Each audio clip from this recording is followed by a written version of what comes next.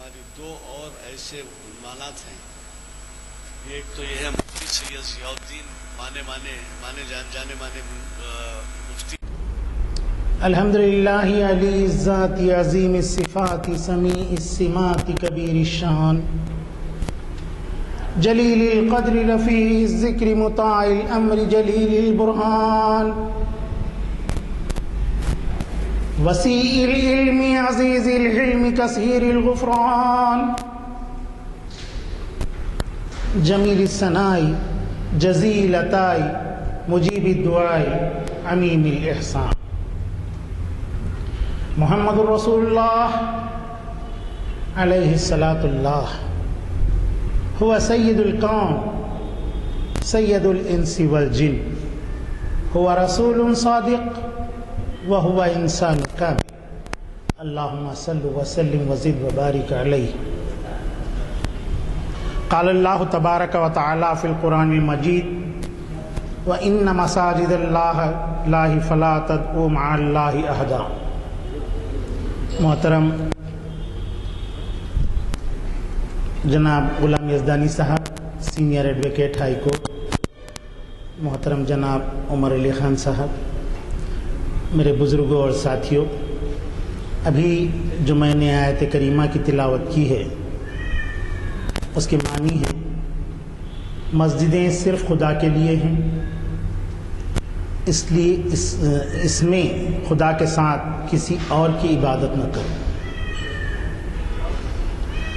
آج کا میرا جو عنوان ہے حیدرآباد کی تاریخی مساجد، یہ تقریباً 6 قسطوں میں رہے گا. آج پہلی قسط ہے، تو آغاز میں مسجد کے وجود اور دنیا کی اولین مساجد کے بارے میں پہلے میں آج کی اس نشست میں آپ سے گفتگو کروں گا. انشاءاللہ آئندہ نشست میں ہندوستان کی اہم مساجد کے بارے میں، اور پھر اس کے بعد حیدرآباد کی اہم مساجد اور عہد قطب شاہیہ، عہد بہمنی، قطب شاہیہ اور پھر آصف جاہیہ کا ایک ایک میں تذکرہ کروں گا. حضرات، مسجد کے لغوی معنی ہیں جہاں سجدہ بجا لایا جاتا ہے. اس سے مراد اینٹ پتھر کی بنی ہوئی کوئی عمارت سے نہیں ہے، بلکہ اس جگہ سے ہے جو خدا تعالیٰ کی عبادت یعنی نماز کی ادائیگی کے لیے مقرر کر دی جائے. اور جب یہ جگہ ایک وقت مقرر ہو جاتی ہے تو تا قیامت تک وہ مسجد ہی کہلاتی. مصلی میں اور مسجد میں بڑا فرق ہے. مصلی جیسا کہ گلشن خلیل میں آپ دیکھتے ہیں سیلر میں مصلی ہے، مسجد نہیں ہے. وہ پارکنگ کے لیے جگہ رکھی گئی تھی، مسلمانوں کو وہاں نماز کے لیے جگہ نہیں مل سکی، وہاں پر جو ہے مصلی بنا دیا گیا ہے. وہ چاہے تو وہاں سے کبھی بھی ختم کیا جا سکتا ہے. یہ عالیہ مسجد ہے، یہ خاص نماز ادا کرنے کے لیے، صلاۃ ادا کرنے کے لیے ہی بنائی گئی، اور تا قیامت تک، تا زمین تا عرش، اس کا تمام محل وقوع مسجد کا ہی ہوگا، مسجد ہی کہلائے گا. دنیا کی سب سے اولین جو مسجد ہے وہ کعبہ شریف، مسجد الحرام. اور اس مسجد کی تعمیر کا آغاز حضرت آدم علیہ السلام نے کیا تھا، اور ان کی معاون حضرت حوا علی نبینا علیہ الصلوۃ والسلام تھی. تو جب حضرت آدم مکہ پہنچے تو اللہ کی طرف سے انہیں حکم ہوا کہ ہمارا گھر بناؤ. وہ سوچ میں تھے، فکر میں تھے کہ کہاں بنایا جائے اور کیسے بنایا جائے. اسی غور فکر میں تھے کہ اللہ رب العزت نے فرشتے کے ذریعے انہیں اس مقام کی نشاندہی کی. جہاں پر آج کعبۃ اللہ شریف. حضرت آدم نے وہاں اس کی بنیاد کھودی اور روئے زمین پر اللہ کا سب سے پہلا گھر مسجد الحرام وہاں پر تعمیر ہوا.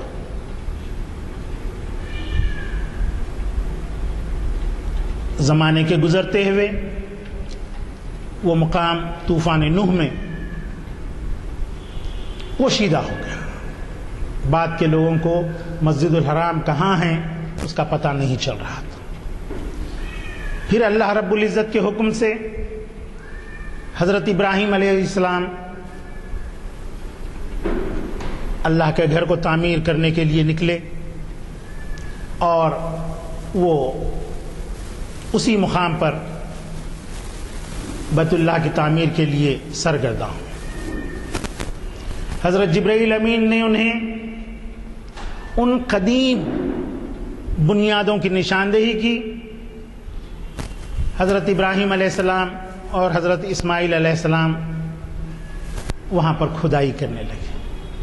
تھوڑی سی کھدائی کے بعد قدیم بنیادیں ظاہر ہوئیں اور انہی بنیادوں کے اوپر حضرت ابراہیم اور حضرت اسماعیل علیہ السلام نے کعبۃ اللہ شریف کی تعمیر جدید شروع کی.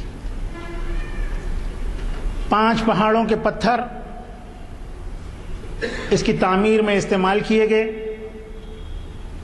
اور جب دیواریں اس حد تک پہنچ گئی اور یہ عمارت جو تھی مستطیل تھی، جب یہ دیواریں ایک فاصلے تک پہنچ گئیں اور دیوار کو اوپر اٹھانے کے لیے کسی اونچی سیڑھی وغیرہ کی ضرورت تھی، حضرت ابراہیم علیہ السلام ایک پتھر کو استعمال کیے اور اس پتھر پر ٹھہر کر دیوار کو بلند کرنے لگے.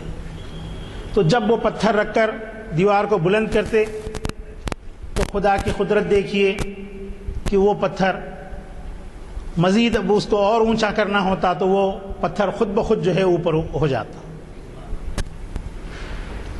اس طرح وہ پتھر بلند ہوتا اور حضرت ابراہیم علیہ السلام کعبۃ اللہ شریف کی دیواروں کو جو ہے اوپر بلند سے بلند کرتے جاتے.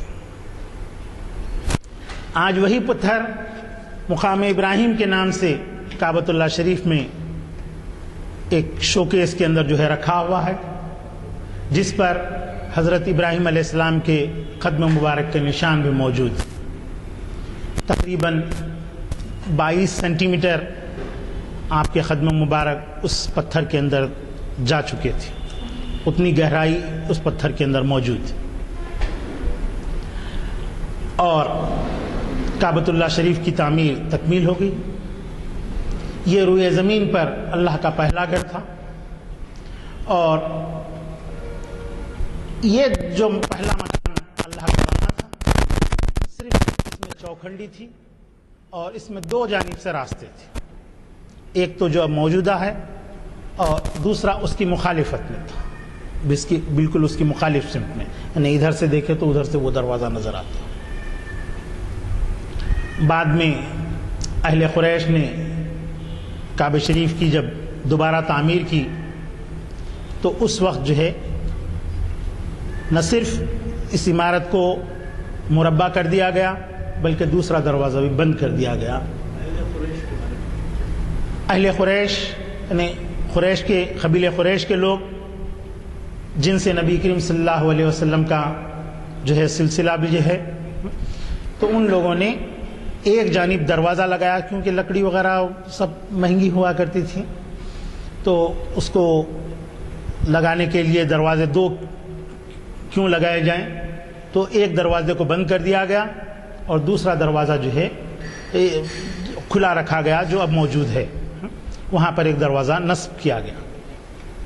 اور پھر بعد کے زمانے میں جو ہے قصی بن کلاب کے دور میں جو ہے یہ کام ہوا تھا، جو نبی کریم صلی اللہ علیہ وسلم کے جد امجد ہوتے ہیں.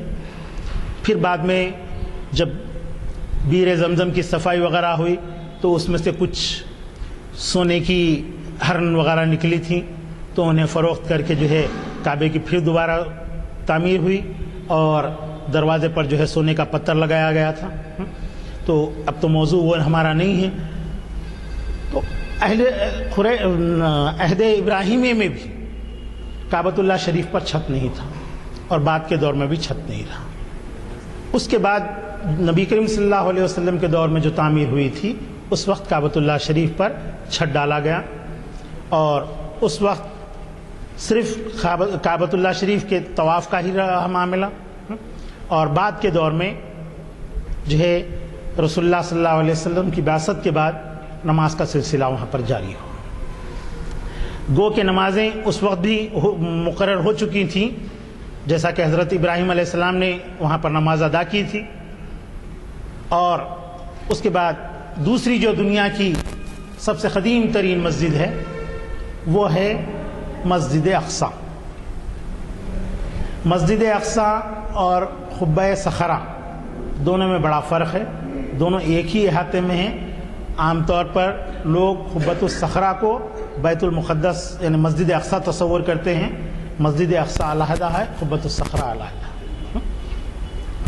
तो दूसरी जो मस्जिद है वो हज़रत सुलेमान अलैहिस्सलाम की तामीर करदा। हज़रत सुलेमान अलैहिस्सलाम के दौर से ही नमाज़ों का सिलसिला अल्लाह की इबादत के तौर पर जारी हो चुका था। चुनांचे बेशुमार अंबिया इकराम रिज़वानुल्लाह ताला अलैहिम अजमईन ने मस्जिद अक़सा में नमाज अदा की और क़ुब्बतुस सखरा में भी नमाज अदा की और अल्लाह की याद में वो क़ुब्बतुस सखरा पर ही बैठा करते हैं।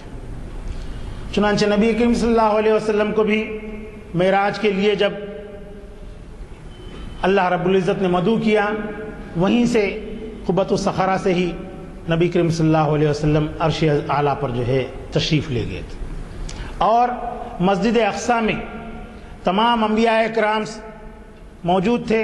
नबी करीम सल्लल्लाहु अलैहि वसल्लम ने मेराज की शब वहाँ पर तमाम अंबिया इकराम की इमामत की थी। इस तरह मस्जिद का तसव्वुर, अल्लाह की इबादत, अल्लाह के लिए सजदा करना और मस्जिद में पहुँचने के बाद अपने आप को अल्लाह के हवाले कर देने का। और मस्जिद से मुराद जैसा कि हम अब तसव्वुर लेते हैं कि एक बड़ा हाल होगा, उसमें मीनार होगा, मेहराब होगा, मिंबर होगा और जो है वज़ू के लिए वज़ू खाने, तहारत के लिए तहारत खाने वगैरह होंगे। ऐसा तसव्वुर इब्तिदा में आगाज़ में नहीं था। चुनांचे तीसरी जो दुनिया की पहली मस्जिद बनी वो है मस्जिद क़ुबा। ये मस्जिद नबी करीम सल्लल्लाहु अलैहि वसल्लम के हाथों से तामीर की और इस्लामी तारीख़ की ये सबसे पहली मस्जिद जो मदीने मुनव्वरा से 4.5 या 5 किलोमीटर के फासले पर वाक़ है। और इस मस्जिद में नमाज अदा करना जो है आपके उम्रे और हज के सवाब के मुमासिल करार दिया गया है। नबी करीम सल्लल्लाहु अलैहि वसल्लम की हदीस का ये मफ़हूम।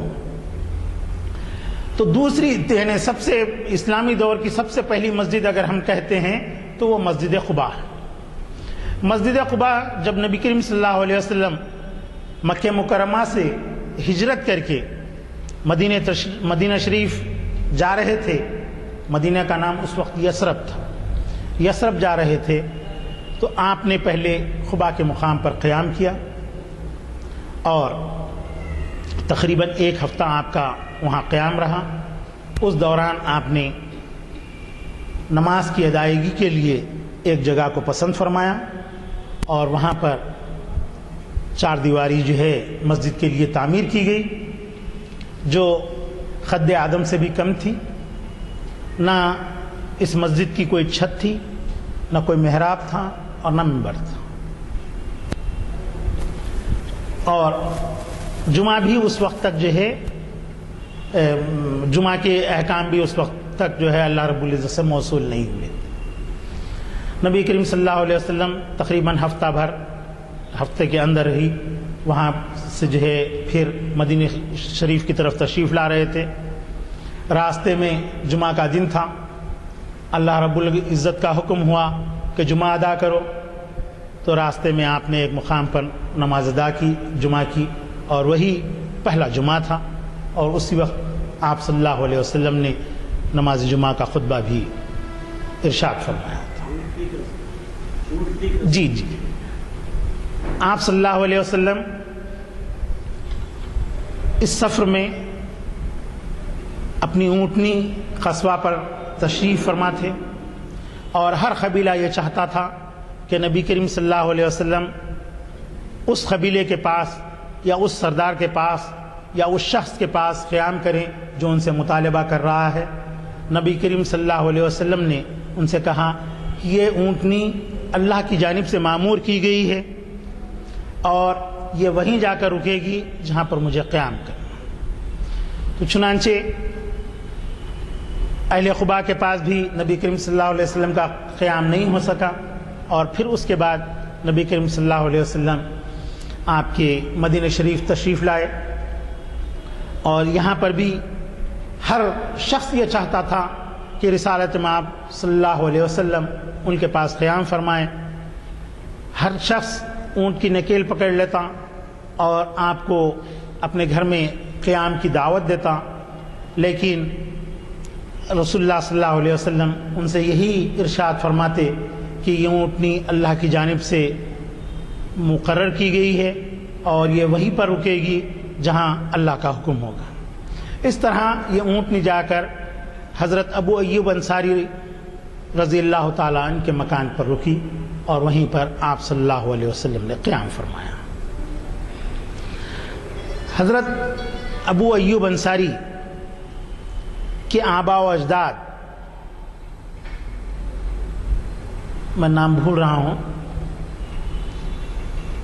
انہیں ایک یہودی نے کہا تھا کہ ایک پیغمبر آنے والے ہیں، اگر وہ آئیں تو تم ان کا مذہب قبول کرنا اور ان کے لائے ہوئے دین پر جو ہے ایمان لانا، اور ان کی بتائی ہوئی باتوں کے اوپر عمل کرنا۔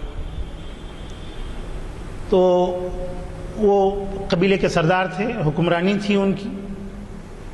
انہوں نے ایک اپنے وصیت نامہ لکھا کہ میں زندہ رہوں یا نہ رہوں، اگر یہ نبی آخر الزماں تشریف لائیں تو انہیں قیام کے لیے اپنا مکان پیش کرنا، اور یہاں پر انہیں روکنا اور ان کے لائے ہوئے دین کو قبول کرنا۔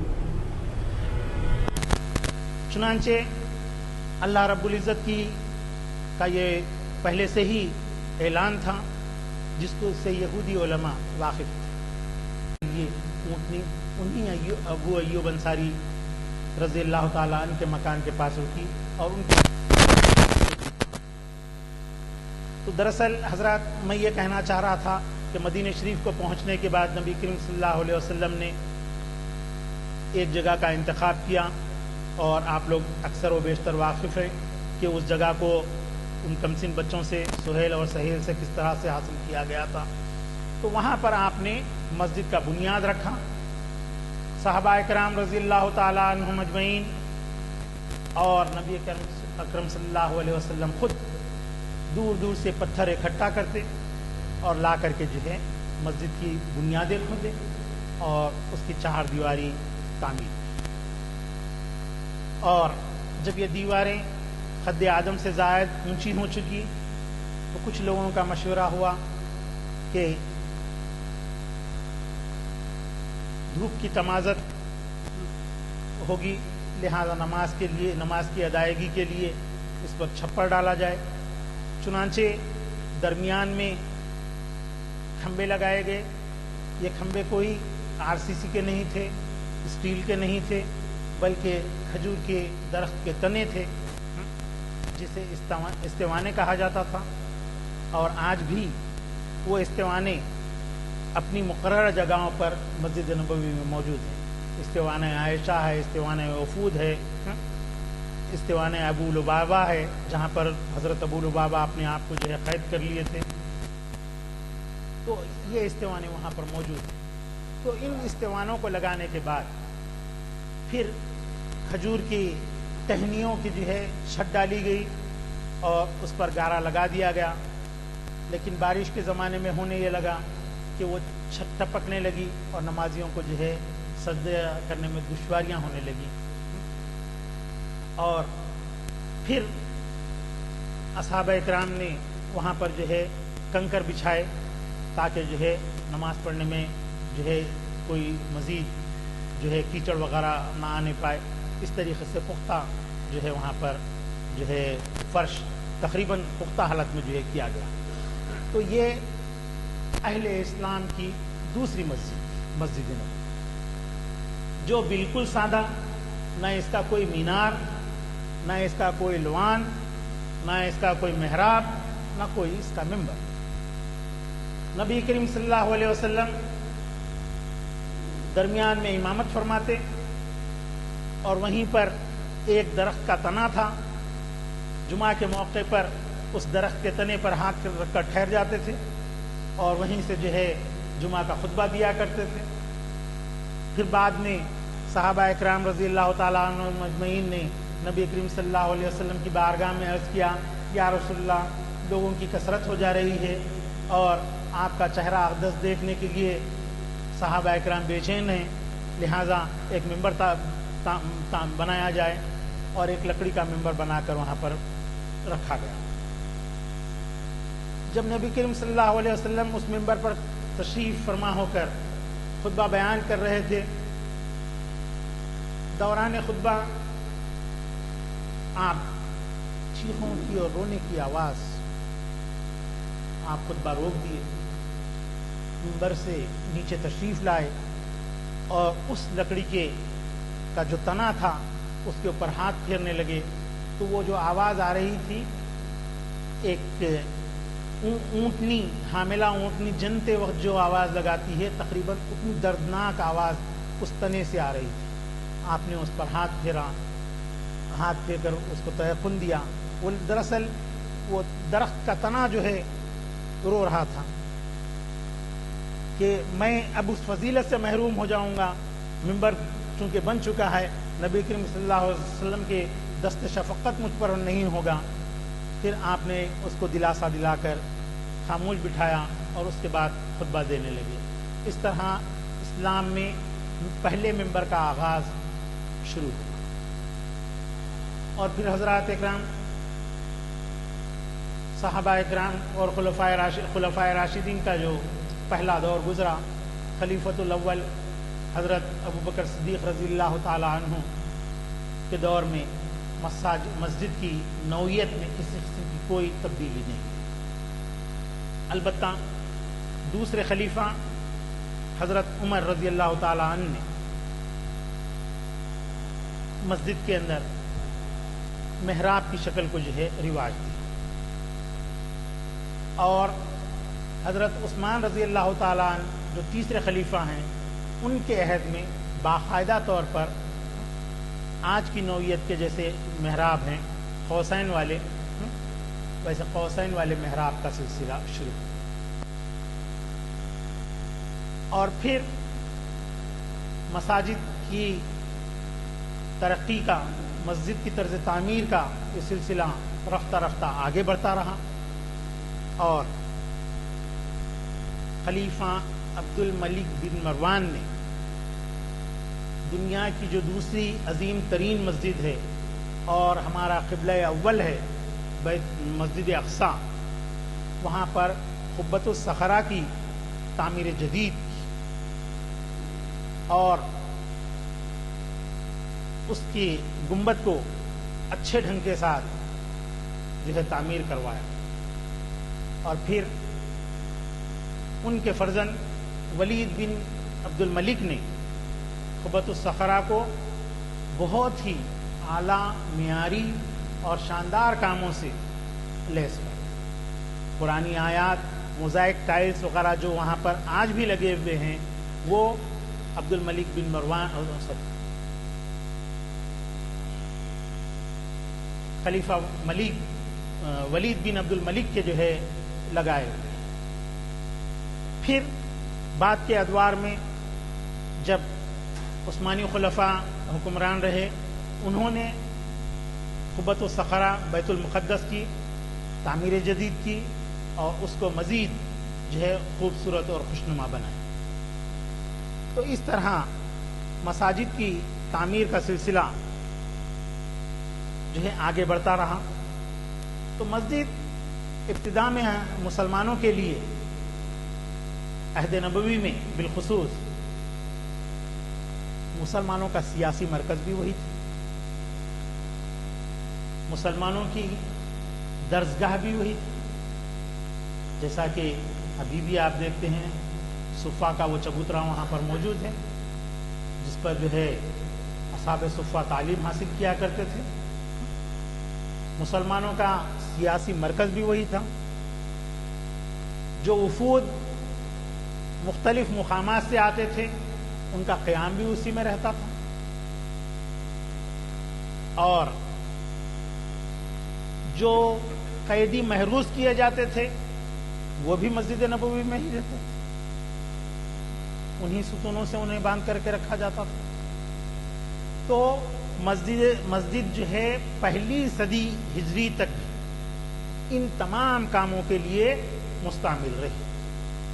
لیکن ولید بن عبد الملک کے بعد سے مساجد میں یہ سرگرمیاں کم ہوئی. سیاسی مرکز خلیفۃ المسلمین کا دفتر اور محل ہونے لگا. مدارس علیحدہ علیحدہ قائم ہوئے. گو کہ آج بھی بے شمار مساجد کے اندر دینی مکاتب و مدارس چل رہے ہیں. کئی مساجد میں قیام و طعام کے ساتھ جو ہے طلباء تعلیم حاصل کرتے ہیں. چنانچہ اس میں ہمارے حیدرآباد کی خاص خصوصیت، دکن میں جتنی بھی قدیم مساجد آپ دیکھیں گے مساجد کے 3 رخوں پر، قبلہ رخ کو چھوڑ کر تینوں رخوں پر رواق نظر آئیں گے اور وہاں پر کمرے بنے ہوئے رہیں. رواق یہ بالکل کماندار جو حصہ بنایا جاتا ہے وہ رواق کہلاتا ہے، اور لوان کہتے ہیں دالان کو. یہ مسجد کا یہ جو دالان ہے یہ لوان کہلاتا ہے. اور رواق جو ہے اطراف میں جو حصے بنا دیے جاتے ہیں کمانی دار. یا پہلے بھی مسجد کی جو ابتدائی جو صفحے ہیں، جیسا کہ جامع مسجد دلی ہے وہاں پر 3 یا 4 صفحے یا 5 صفحے ہی ہیں، تو وہ جو کمانیں بنی ہوئی ہیں وہ رواق کہلاتی. تو حیدرآباد کے اندر کی مساجد کے اندر ہم کو کئی بے شمار نئی چیزیں ملتی. یہاں پر جتنی بھی بڑی جو جامع مسجد کہلاتی ہیں، جیسا کہ جامع مسجد حیدرآباد، آپ میں سے اکثر واقف نہیں ہوں گے جامع مسجد حیدرآباد کون سی ہے. 4 مینار سے پہلے ایک 4 کمان سے متصل ایک مسجد ہے جامع مسجد شجاعیہ کہتے ہیں. دراصل وہاں پر حافظ محمد شجاع الدین صاحب قبلہ درس و تدریس کا کام انجام دیتے تھے عہد خطوط آصف جاہیہ میں. تو وہاں پر اطراف میں جو ہے کمرے بنے ہوئے. یہ کمرے آج کے نئے نہیں ہیں. 4 مینار کی تعمیر کے سنگ موسیٰ پر ایک کالے رنگ کا پتھر ہوتا ہے، اس پر ایسی نفیس خطاطی میں کلام مجید کی آیت کندہ ہیں جس کو ہم دیکھ کر جو ہے حیرت میں پڑ جائیں. بہت ہی نفاست کے ساتھ کام ہوا ہے. تو وہ آیتیں وہاں پر ہیں. تو وہاں پر مسجد کے جو ہے تینوں جانب اب تو جو ہے منہدم ہو گئے ہیں، لیکن ایک جانب کے کمرے آپ کو ابھی بھی نظر آتے ہیں. وہ مسجد میں جو درسگاہ تھی وہاں کے طلباء کے قیام کے لیے، اساتذہ کے قیام کے لیے وہاں پر وہ جو ہے کمرے تعمیر کیے گئے. اور ایسے ہی پھر مسجد کا باہر کا حصہ جس پر آج لوگ جو ہے اپنے مکانات تعمیر کر لیے ہیں، وہاں پر حمام ہوا کرتے ہیں. شہر کو آنے والے لوگ وہاں پر آ کر پہلے جو ہے غسل لیتے، اس کے بعد شہر میں پاک صاف ستھری حالت میں داخل ہوتے. ایسے ہی حضرت میاں مشک کی مسجد ہے پرانے پل کے پاس، وہاں پر 100 حمام، اور ان حماموں میں جو ہے ایک ایک حمام چھوٹا نہیں ہے سر. آج ایک ایک حمام میں ایک ایک خاندان رہتا ہے. تقریباً اس سائز سے بڑا حمام مسجد کے بازو کے حصے میں ہے. تقریباً 100 خاندان ان حماموں کے اندر رہتے ہیں. اور ایسے ہی مسجد میں بھی جو ہے رواق بنے ہوئے ہیں، کمرے بنے ہوئے تھے. تو حیدرآباد کی اکثر و بیشتر مساجد کے اندر آپ کو نظر آئیں گے، جبکہ نارتھ میں ہم جاتے ہیں تو صرف چند ایک بڑی مسجدوں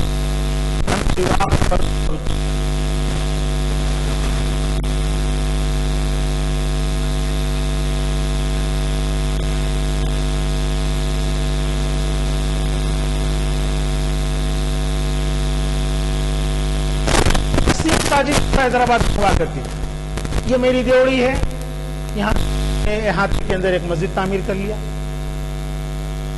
یزدانی صاحب کی دیوڑی ہے، بڑے مالدار شخصیت ہیں، ان کے پاس جو ہے زنانے کی مسجد علیحدہ ہے، مردانے کی مسجد علیحدہ، باقاعدہ مسجد۔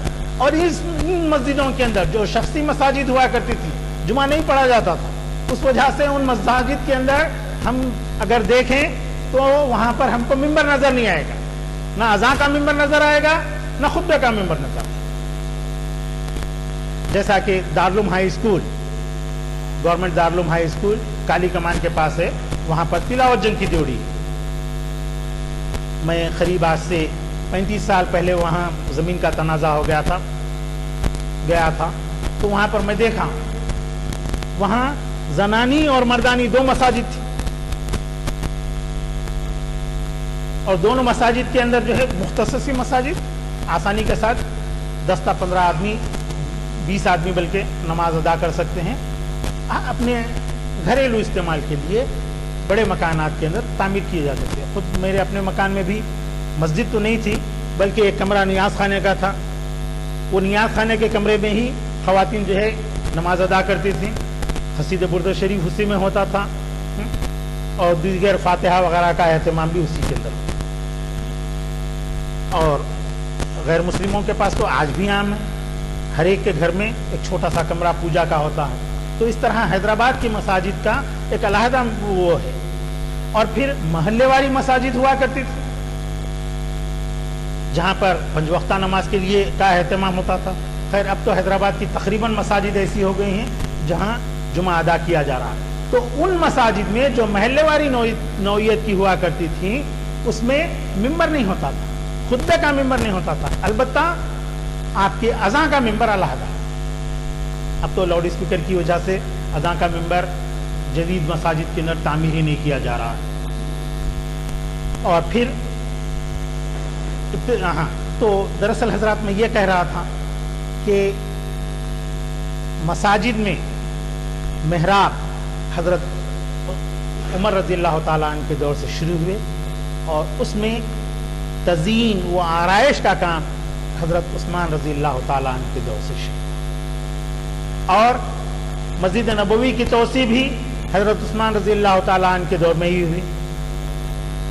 اور پھر وہ جگہ جہاں پر نبی کریم صلی اللہ علیہ وسلم سجدہ فرماتے تھے، جہاں سے امامت فرماتے تھے، حضرت ابوبکر صدیق رضی اللہ تعالیٰ عنہ نے اس جگہ کو محفوظ کر دیا۔ وہاں پر ایک دیوار اٹھا دی گئی تاکہ جہاں پر نبی کریم صلی اللہ علیہ وسلم کا سجدہ ہوا تھا وہاں پر کسی کے قدم نہ پڑے، وہ حصہ آج بھی محفوظ ہے۔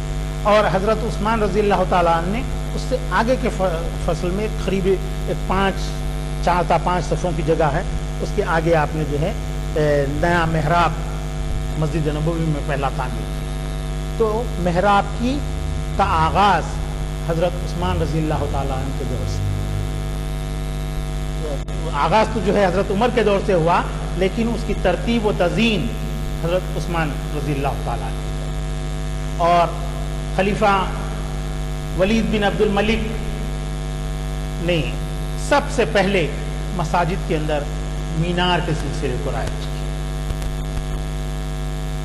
سب سے پہلے آپ کی دمشق کوفے کی مسجد جو دمشق میں ہے، وہاں پر مسجد کو جو ہے میناروں سے آراستہ کیا گیا، جو مسجد اموی کہلاتی ہے۔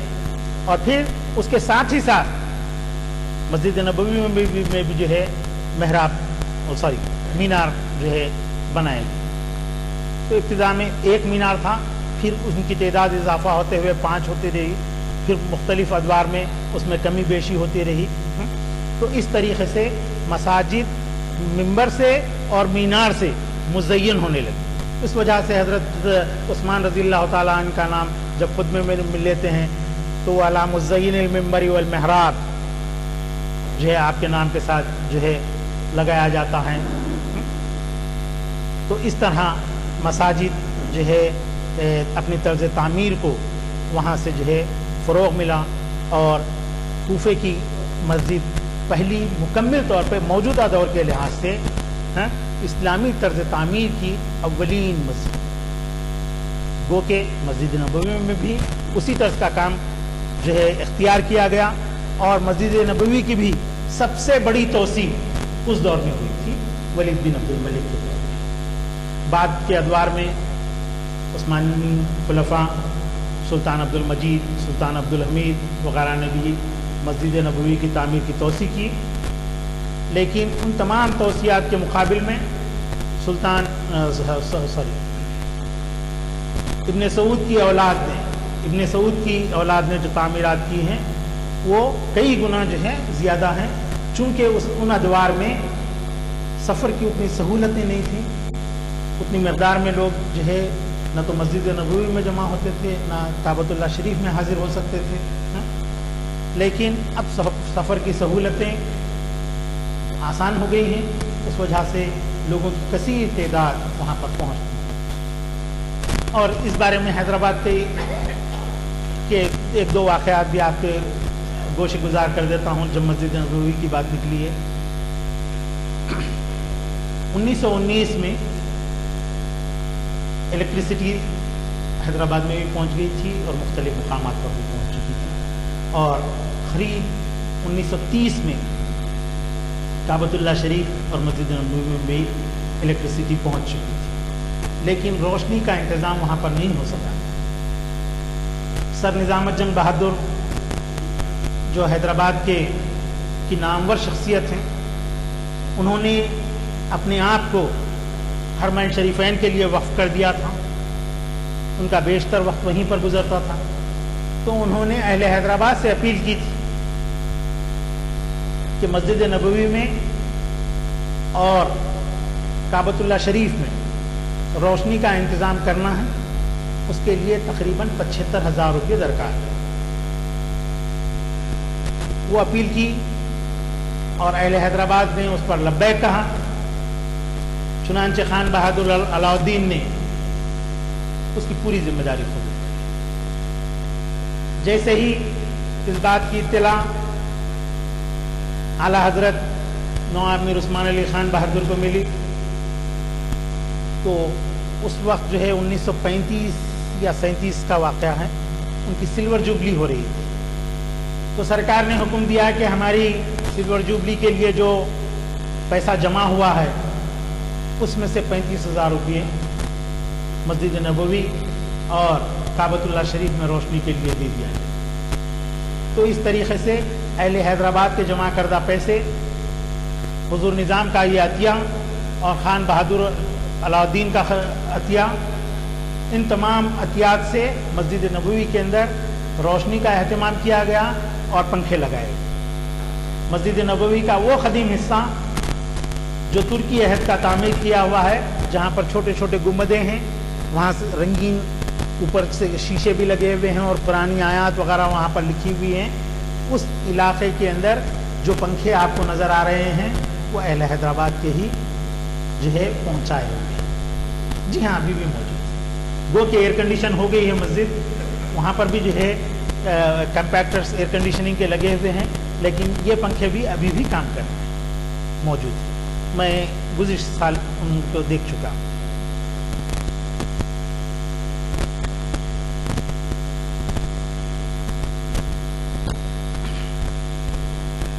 تو حضرات، دنیا بھر میں اس طرح مساجد اسلام کے پھیلنے کے ساتھ، مقامی طرز تعمیر کے ساتھ ساتھ یہ جو اسلامی طرز تعمیر ولید بن عبد الملک نے پیش کیا تھا، اسی کے نہج پر تمام علاقوں کے اوپر مساجد کی تعمیر.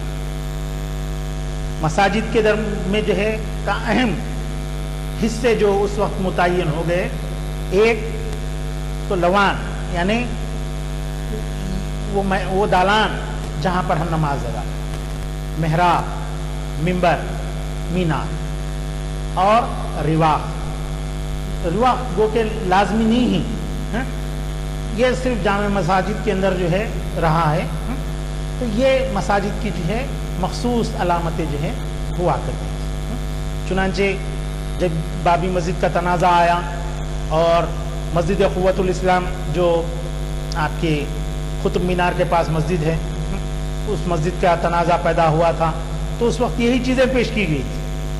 تو قوت الاسلام کی مسجد میں چونکہ محراب کی شکل نہیں ہے اور وہاں کے جو پلرز ہیں اس پر جو ہے مورتیاں تراشی ہوئی اور مسجد کے رواق بھی جو ہے اس انداز کے نہیں ہیں، تو یہ اہل اسلام کی ہندوستان میں نارتھ انڈیا میں پہلی مسجد تھی، چونکہ کاریگروں کو بتانے کے لیے مسجد کا کوئی نمونہ موجود نہیں تھا اور جو پتھر استعمال کیا گیا تھا کچھ منہدمہ عمارات کا وہ ذخیرہ تھا جس کو لے کر قطب الدین ایبک نے وہاں پر مسجد تعمیر کی تھی۔ حالانکہ اس کے بعد وہاں پر اس کو اسلامی طرز دینے کے لیے ایک جال، کمان اور دروازے، کھڑکیاں وغیرہ جو بنائی گئی تھیں ان کی حیت پوری کی پوری مسلم طرز کی تھی، لیکن اس میں تنازع ہوا اور مسجد کی جو بنیادی چیزیں تھیں تو اس میں آپ کے محراب کی جو شکل ہے قوسین کی جو ہونی چاہیے تھی وہ نہیں تھی، لیکن شکل ضرور محراب کی تھی، تو اسی کی بنیاد کے اوپر اور ممبر ہونے کی بنیاد کے اوپر اس کو مسجد مانا گیا اور آج بھی اس کو مسجد مانا جاتا ہے۔ گو کہ وہاں پر اب نماز کی ادائیگی نہیں ہوتی ہے کیونکہ وہ آرکیالوجیکل سروے آف انڈیا کے کنٹرول میں ہیں اور وہ مساجد میں ابھی تک نماز کی اجازت نہیں ملی۔ تو یہ ہمارے ہندوستان کی پہلی مسجد اب موجود ہے اسی حالت میں۔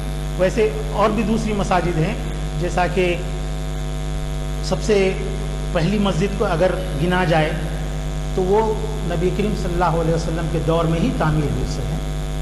یہ کیرلا میں کوڑنگلور ایک مقام ہے، وہاں پر چیئرمین ماسک کے نام سے جانی جاتی ہے۔ یہ ہندوستان کی سب سے اولین مسجد ہے، گو کہ اس کی تعمیر جدید ہو چکی ہے، لیکن وہاں پر جو ہے قدیم باقیات کچھ آپ کو نظر آتے ہیں، اس عہد کے چراغ وغیرہ وہاں پر ابھی بھی لگے ہوئے ہیں۔ تو یہ ہندوستان کی سب سے اولین قدیم مسجد ہے۔ کچھ اصحاب اکرام کشتیوں میں بیٹھ کر کے جو ہے کیرلا کے اس کوڑنگلور کے مقام پر پہنچے تھے نبی کریم صلی اللہ علیہ وسلم کی حین حیات میں، اور وہاں پہنچ کر ان لوگوں نے جو ہے اسلام کا پیغام پہنچایا تھا، اور اسی کے سبب نبی کریم صلی اللہ علیہ وسلم نے بھی ارشاد فرمایا تھا کہ مجھے ہند سے جو ہے ٹھنڈی ہوا آ رہی ہے، تو وہاں کا حکمران جو ہے نبی کریم صلی اللہ علیہ وسلم سے ملاقات کے لیے جو ہے کا شرف حاصل کرنے کے لیے نکلا اور گیا، نبی کریم صلی اللہ علیہ وسلم کے ہاتھ پر بیعت کیا، اسلام قبول کیا اور واپس لوٹ رہا تھا کہ درمیان میں ہی اس کی جو ہے کشتی الٹ گئی اور وہ جو ہے جاں بخش نہ ہو سکا، جبکہ دوسرے مسافر جو اس کے ساتھ تھے وہ بچے ہوئے واپس آئے۔ تو اس نے اپنے لواحقین کو اس بات کی تلقین کی تھی کہ اپنے مقام کوڑنگلور کو پہنچنے کے بعد وہاں پر ایک عبادت گاہ مسلمانوں کی تعمیر کرنا، تو چنانچہ وہاں پر وہ مسجد تعمیر کی گئی۔ اور جو صحابی وہاں پر تشریف لائے تھے، میں نام بھول رہا ہوں، ان کی مزار بھی وہیں پر ہے، اسی مسجد کے احاطے میں ہے۔ بہت اچھی شاندار مسجد ہے، 2 مرتبہ تعمیر ہوئی ہے۔ میں آج سے 35 سال پہلے گیا تھا، اس وقت بھی تعمیر ہو چکی تھی، اور پھر حالیہ عرصوں میں 3 سال پہلے پھر اس کی تعمیر جدید شروع ہوئی۔ تو بہرحال حضرات، مغرب کا وقت قریب آ رہا ہے، 6:30 تک مجھے بیان کرنے کا حکم دیا گیا تھا، تو یہاں تک یہ سلسلہ پہنچا ہے۔ انشاءاللہ آئندہ جب بھی مجھے موقع ملے گا تو ہندوستان کی مساجد کے بارے میں کچھ عرض کروں گا، اور پھر اگر اس وقت موقع ملا تو حیدرآباد کی مساجد کا آغاز کروں گا، ورنہ پھر بعد میں جو ہے کسی اور موقع پر حیدرآباد کی مساجد کا۔ تو پھر بھی ایک تذکرہ آپ کو کر دیتا ہوں۔ حیدرآباد میں اس وقت بہمنی دور کی تعمیر کی ہوئی صرف ایک ہی مسجد موجود ہے۔ یہاں مدھانی بس ڈپو ہے، मिधानी बस डिपो फिसलबंडा, वहाँ से करीब 9 किलोमीटर के फासले पर नादरगुल नामी, नादरगुल आजकल नादरगुल कहते हैं, वो एक गांव का नाम दरअसल जो है नादरगिल था, नादिरगिल। चूँकि वहाँ की मट्टी बहुत अच्छी किस्म की थी, आला किस्म की थी, नादिर व नायाब थी, उस वजह से उसका नाम नादिरगिल था। तो वहाँ पर बहमनियों के दौर की तामीर की हुई एक मस्जिद अभी भी मौजूद है। रमज़ान में नमाज होती है, बड़ी मुश्किल से उस मस्जिद के करीब 3 मकान मुसलमानों के हैं, जिसमें से 2 मकान वाले हैदराबाद को मुंतकिल हो गए हैं। एक ही साहब वहाँ पर रहते हैं जो उसके मुतवल्ली हैं, और नीचे महल्ला बोल के वहाँ पर और एक हिस्सा है, वहाँ पर कुछ मुसलमानों की तादाद ज़्यादा है, वहाँ एक अलहदा मस्जिद उन लोगों ने तामीर कर ली है। तो हैदराबाद में सबसे कदीम तरीन मस्जिद बहमनी अहद की नादरगुल के इलाके में है। इंशाअल्लाह आइंदा मौके पर जो है उसके बारे में भी आपसे तफसील से बात करूँगा। अल्लाहुम्मा सल्ली अला सय्यिदिना मौलाना मोहम्मद बिअदद मन सल्ला व साम व सल्ली अला सय्यिदिना मौलाना मोहम्मद बिअदद मन क़ादा व क़ाम। ऐ अल्लाह हमारे गुनाहों को माफ़ फरमाइए, ऐ अल्लाह हमारी ख़ताओं को दरगुज़र फरमाइए, ऐ अल्लाह हमको इस्लाम का सच्चा पैरो बनाइए, ऐ अल्लाह जो कर्ज़दार हैं उनके क़र्ज़ों की अदायगी का बंदोबस्त फरमाइए, ऐ अल्लाह जो बीमार हैं उन्हें शिफा अता फरमाइए, ऐ अल्लाह जो बेक़सूर महबूसीन जेलों में हैं, ऐ अल्लाह उनकी रिहाई का बंदोबस्त फरमाइए, ऐ अल्लाह जो इदारे मुसलमानों की फलाह बहबूद तालीम व तदरीस का अहतमाम कर रहे हैं उन्हें इस्तेकाम फरमाइए और उन इदारों को के मदद फरमाइए। ऐ अल्लाह जो लड़कियां बिन ब्याही बैठी हुई हैं, अल्लाह उनकी शादियों का बंदोबस्त फरमाइए। सल्लल्लाहु तआला अला खैरि खल्क़िही व आलिही व असहाबिही अजमईन बिरहमतिका या अरहमर राहिमीन। वल्हम्दुलिल्लाह।